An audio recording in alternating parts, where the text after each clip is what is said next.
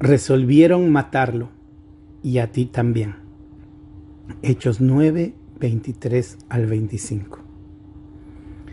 En este punto del relato de Hechos, Saulo de Tarso ya se había convertido e inmediatamente se esforzó en la predicación del Evangelio en Damasco, Siria, donde él había conocido la misericordia de Dios, la salvación que Jesús ofrece al mundo entero, y estaba trabajando arduamente para mostrar a los judíos que Jesús era el Mesías y que no estaba muerto, que él había resucitado. Hechos 9:23. Pasados muchos días, los judíos resolvieron en consejo matarle. Este pequeño versículo nos indica un lapso relativo e indefinido de tiempo que pasaría desapercibido para nosotros los lectores, de no ser por toda la información adicional que nos brinda Pablo en sus otras cartas. El solo hecho de decir muchos días puede confundirnos.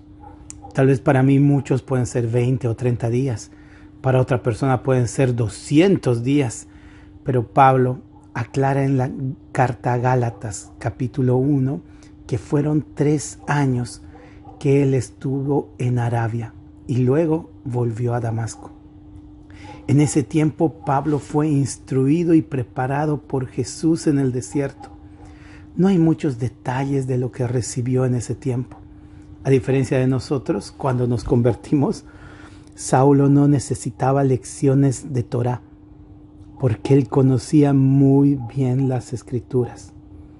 Pero sin importar lo mucho que intelectualmente una persona crea saber sobre Dios, al convertirse todos necesitan tiempo de transformación con Jesús. Y ese tiempo en Pablo fue tan efectivo e importante que luego llegó incluso a hablar de la cena del Señor como algo que él había recibido directamente de Jesucristo, como lo hace en 1 Corintios capítulo 11. Esto me lleva a preguntar si yo he pasado muchos días con el Señor, en oración, en lectura, en comunión con Él. Él ha podido trabajar y preparar mi corazón. He logrado escuchar su voz. He recibido la enseñanza que necesito para poder trabajar en su obra, la enseñanza que me hace falta para transformar mi vida. Tenemos que pasar más tiempo con nuestro amado Señor, especialmente en los desiertos de nuestra vida. El corto versículo 23 también nos da evidencia que los 3 años que pasó preparándose Saulo fueron muy efectivos, ya que la predicación del evangelio que Saulo realizaba al principio, después de su conversión, solo podía llegar a confundir a los judíos. Los confundía respecto a qué creer realmente sobre Jesucristo. Pero ahora, luego de los 3 años de preparación, su predicación era incuestionable, porque cuando un grupo adversario no puede refutar la verdad, procederá con la violencia. Saulo lo tenía sumamente claro. Recordaba lo que le pasó a Esteban y cómo él mismo impulsaba la violencia en contra de los cristianos. Saulo sabe a lo que se enfrenta: una condena de muerte de parte de los judíos. Hechos 9, 24. Pero sus acechanzas llegaron a conocimiento de Saulo, y ellos guardaban las puertas de día y de noche para matarle.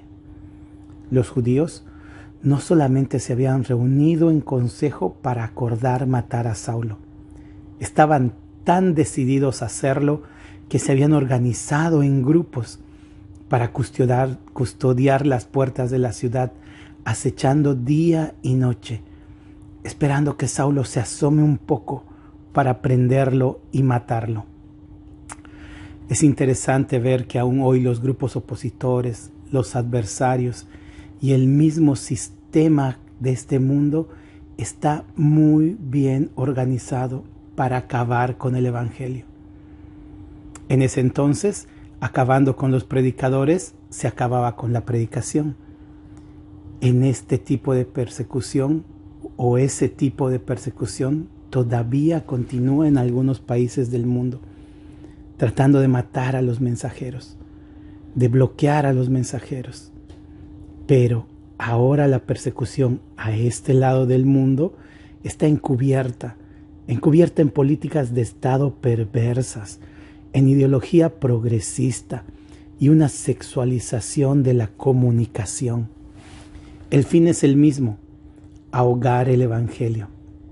Pero ya no es necesario matar físicamente a los voceros de la palabra.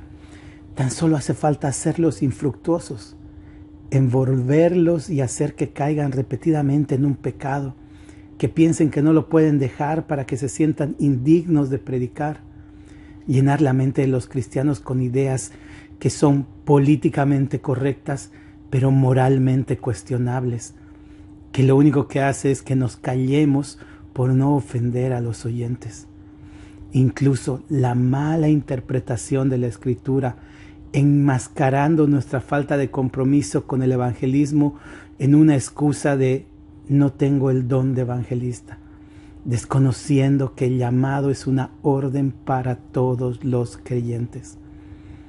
Parecería que nuestra convicción de pecado, juicio y justicia es pobre, tan pobre que no estamos convencidos de esa verdad.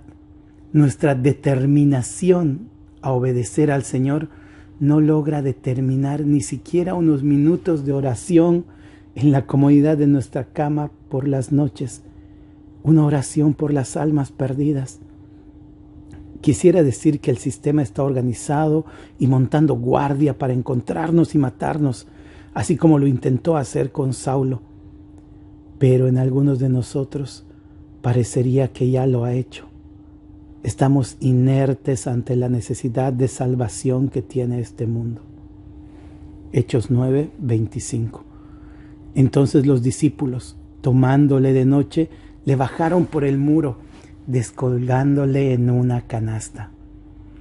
En este versículo vemos que el compromiso con la continuidad de la predicación de Saulo y el rescate de su vida no era solo preocupación de él, era una preocupación y una ocupación de todos los hermanos.